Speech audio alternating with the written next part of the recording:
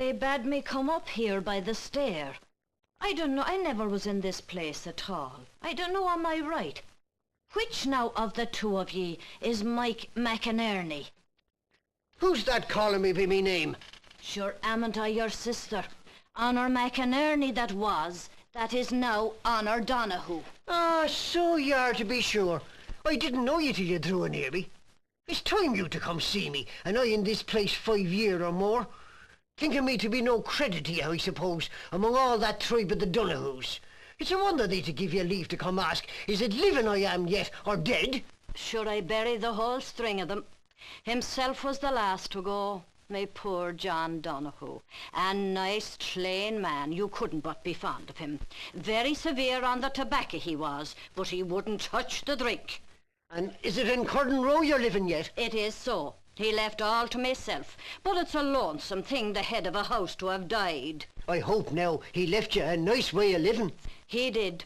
A wide, lovely house I have, a few acres of grassland. The grass does be very sweet that grows among the stones. And as to the sea, there is something from it every day of the year.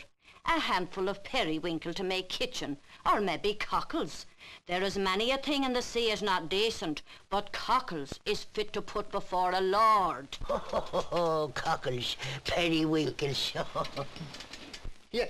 You have all that, and you without e'er a man in the house. It is what I was thinking. Yourself might come and keep me company. It's no credit to me, a brother of me own, to be in this place at all. I'll go with you and welcome. Let me up out of this. It's the name of the McInerneys will be rising on every side. I don't know. I was ignorant of you being kept to the bed. I'm not kept to it, but maybe an odd time, when a colic rises up within me. Me stomach always gets better when there's a change in the moon. I'd like well to draw near you. Me heavy blessing on you, Honor Donahue, for the hand you've held out to me this day. Sure, you could be keeping the fire in, or stirring the pot with a bit of Indian meal for the hens, and milking the goat, and taking the tacklings off the donkey at the door, or maybe putting out the cabbage plants in their time. For when the old man died, the garden died. I could, to be sure, and be cutting up the potatoes for seed. What luck now could there be in a house, and no man to be in it? Is that a suit of clothes you brought with you? It is so, the way you will be tasty, coming in among the neighbours at Curden Row. Ah, me joy you are. That now is a good frieze coat, and a hat. A hat in the fashion. And is it going out of this you are, Mike McInerney? Don't you hear I'm going? To Curden Row I'm going. Going I am to a place where I'll have every good thing. And is it to leave me here after you will?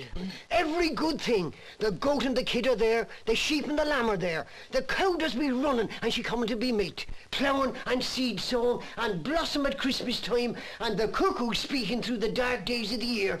Age will go from me and I'll be young again. Geese and turkeys for the 100, and drink for the whole world. Ah, Mike, is it truth you were saying?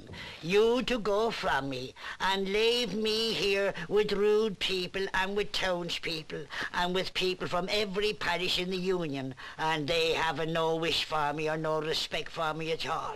I wish now, and I'll leave you me pipe. And I'll engage it's Honor Donahue won't refuse to send you in a few ounces of tobacco an odd time, and the neighbours coming into the fair in November and in the month of May. What signifies tobacco? All I'm craving is the talk. There to be no one at all to say out to whatever thought will be rising in my innate mind. To be lying here with no conversable person in it, it would be the abomination of misery.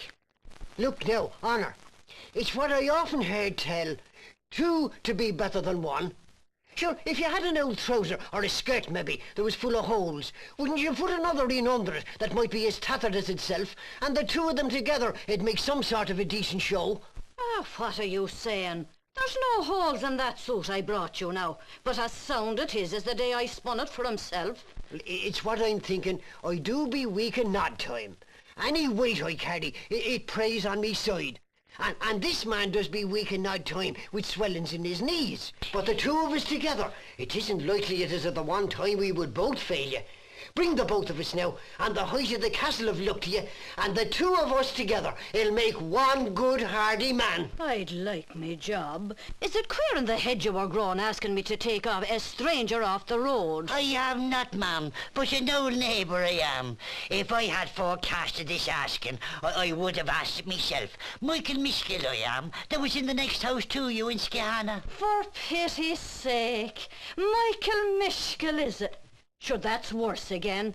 Yourself and Mike that never left fighting and scolding and attacking one another, sparring at one another like two young pups you were, and threatening one another after like two grown dogs. Now, all the quarrelling there was ever in it, it was meself did it.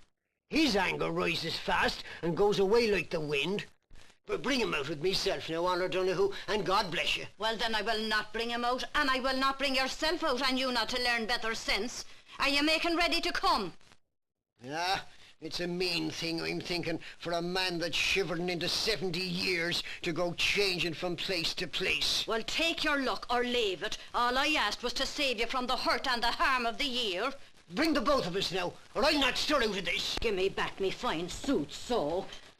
Until I'll go look for a man of me own. Well, go, as you're so unneighbourly and so disobliging, and look for some man of your own. May God help him, for I won't go with you at all. And here, there's your old hat. Too much time I lost with you. Let the two of you stop together, and the back of me hand to you.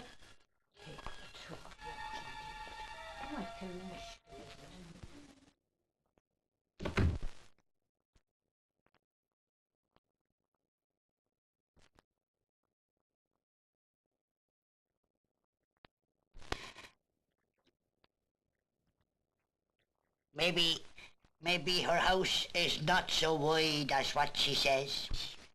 Why wouldn't it be wide? There does be a good deal of middling poor houses down by the sea. And what do you know about wide houses? Whatever sort of a house you had yourself, it was too wide for the provision you had into it. Well, whatever provision I had in my house, it was wholesome provision and natural provision. Herself and her periwinkles. Oh, periwinkles is a hungry sort of food. Now, stop your impudence and your chat, or it'll be worse for you. I'd put up with my own father and mother as long as anyone would, but if they vexed me, I'd give them the length of a rope as soon as another. I would never ask at all to go eating periwinkles. Have you anyone to fight me? I have not, only the laws. Well, stop putting insults on me so, and death picking at you. Sure, I'm saying nothing at all to displease you. It's just how I wouldn't go eating periwinkles. I'm in dread I might swallow the pin. And who in the wide world is asking you to go eat them? They're as tricky as a fish in the full tide. Tricky, is it? Oh, my cuss. And the cuss of the 420 men on you. That the wood may chew you from skin to marrow. I lay me debt on you, scheming vagabond, you. Be heavens, I'll pull out your pin feather. Oh, you're tiring you big bully, you. You dirty starboard and ruffian. Here, take... Ah, Mother Superior! Mother Superior, he's more than me. Oh, look,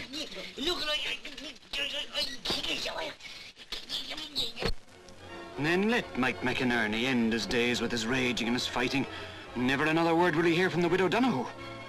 A fool of a man to scorn a fine home like hers. No more sense, nor even as much sense as the donkey itself.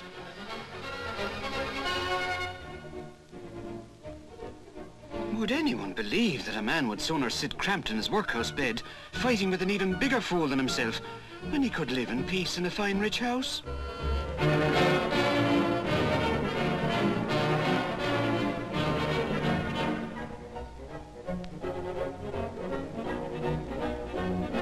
She'd find a decent man that had more sense. So she would.